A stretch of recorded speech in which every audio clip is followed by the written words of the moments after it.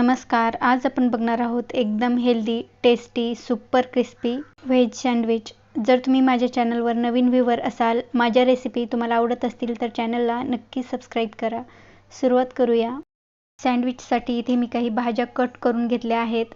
त्यामध्ये साधारण मोठी 1 वाटी कोबी बारीक कट करून घेतला आहे, 1 शिमला मिरची बारीक कट केलेली, 1 टोमॅटो बारीक कट केलेलं, 1 गाजर बारीक कट केलेलं आणि मध्यम आकाराचा 1 कांदा बारीक कट केलेला. आता या सर्व भाज्या एका बोलमध्ये काढून घेऊयात. तुम्ही तुमच्या आवडीनुसार यामध्ये भाज्या ॲड करू शकता किंवा लहान मुलं ज्या भाज्या खात नसतील त्या भाज्या टाकून हेल्दी सँडविच करून देऊ शकता. आता यामध्ये 2 टेबलस्पून भाजलेले शेंगदाणे टाकायचे आहेत. इथे मी शेंगदाण्यावरचं साल काढून घेतलं आहे. शेंगदाणे टाकल्यानंतर याला व्यवस्थित मिक्स करून बाजूला ठेवायचं आणि सँडविचसाठी आपण मसाला तयार करू. त्यासाठी एका प्लेटमध्ये 1 छोटा चमचा लाल तिखट तुम्ही तुमच्या आवडीनुसार कमी अधिक करू शकता, छोटा अर्धा चमचा धने पावडर, छोटा अर्धा चमचा गरम मसाला आणि छोटा अर्धा चमचा मीठ टाकून याला व्यवस्थित मिक्स करून घ्यायचं आहे. तुमच्याकडे चाट मसाला अवेलेबल असेल तर पाव चमचा घालू शकता. आता याला व्यवस्थित मिक्स करून घ्यायचं. तर सँडविचसाठी मसाला तयार झाला. आता यातला 2 चमचे मसाला व्हेजीसमध्ये ॲड करून याला व्यवस्थित मिक्स करून घेऊयात. शिल्लक राहिलेला मसाला आपण ब्रेडवर वापरणार आहोत. स्टफिंग तयार झालं, लगेच सँडविच बनवायला घेऊ.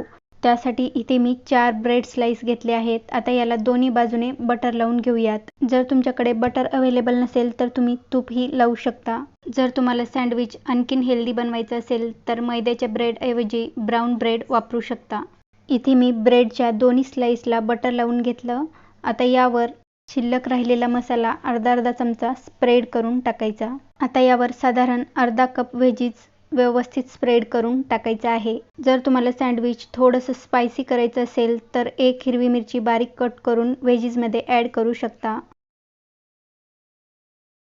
आता यावर अर्धा चमचा टोमॅटो केचप आणि थोडंसं चीज खिसून टाकायचं आहे. चीज टाकणं संपूर्णपणे ऑप्शनल आहे. लगेच यावर ब्रेडचा दुसरा स्लाइस ठेवून याला रोस्ट करून घेऊयात. सँडविच भाजण्यासाठी इथे मी टोस्टर घेतला आहे. आता यामध्ये सँडविच ठेवून बंद करायचं आणि याला 2 ते 3 मिनिट छान भाजून घ्यायचं आहे. जर तुमच्याकडे असं टोस्टर नसेल तर तुम्ही याला डायरेक्ट तव्यावरही भाजून घेऊ शकता. साधारण 3 मिनिट झाले आहेत. आता आपण सँडविच चेक करू. तर हे पहा, सँडविच अगदी व्यवस्थित क्रिस्पी होईपर्यंत छान बेक झाला आहे. आता याला आपण काढून सर्व करूयात. तर तयार झालं सुपर क्रिस्पी, टेस्टी आणि हेल्दी सँडविच. हे सँडविच तुम्ही टोमॅटो केचपसोबत एन्जॉय करू शकता. तर तुम्ही पण अशा पद्धतीने सँडविच नक्की ट्राय करा. रेसिपी आवडली तर लाईक, शेअर आणि चॅनलला सबस्क्राईब करायला विसरू नका. परत भेटू अशाच एका छान रेसिपीसोबत. तोपर्यंत धन्यवाद.